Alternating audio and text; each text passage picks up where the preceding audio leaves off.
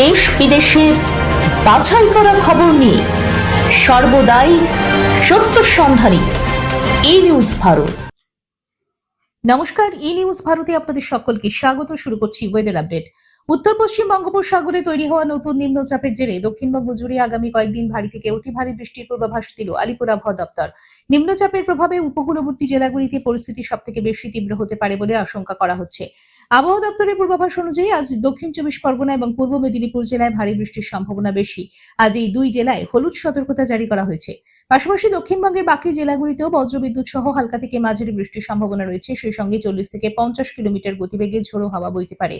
শনিবার থেকে বৃষ্টির ব্যাপকতা বাড়বে। শনিবার দক্ষিণ চব্বিশ পরগনা এবং পূর্ব মেদিনীপুর জেলার জন্য অতি ভারী বৃষ্টির কমলা সতর্কতা জারি করেছে আবহাওয়া দপ্তর।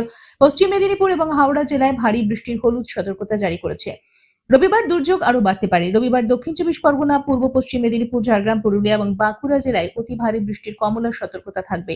কলকাতা, হাওড়া, হুগলি, উত্তর চব্বিশ পরগনা এবং 2 বর্ধমান জেলাতেও থাকবে ভারী বৃষ্টির হলুদ সতর্কতা। নিম্নচাপের এই প্রভাবের জেরে সমুদ্র উত্তাল থাকার সম্ভাবনা রয়েছে, তাই মৎস্যজীবীদের গভীর সমুদ্রে যেতে কঠোরভাবে নিষেধ করা হয়েছে। আবহাওয়াবিদদের মতে আগামী সোমবার পর্যন্ত দক্ষিণবঙ্গে এই প্রতিকূল আবহাওয়া বজায় থাকবে। আজ কলকাতায় আংশিক মেঘলা আকাশ। আজ কলকাতা ও তার পার্শ্ববর্তী অঞ্চলে দিনের সর্বোচ্চ তাপমাত্রা 34 ডিগ্রি সেলসিয়াস, সর্বনিম্ন 28 ডিগ্রি সেলসিয়াস। বাতাসের আপেক্ষিক আর্দ্রতার পরিমাণ 65%, অনুভূত তাপমাত্রা 43 ডিগ্রি সেলসিয়াস।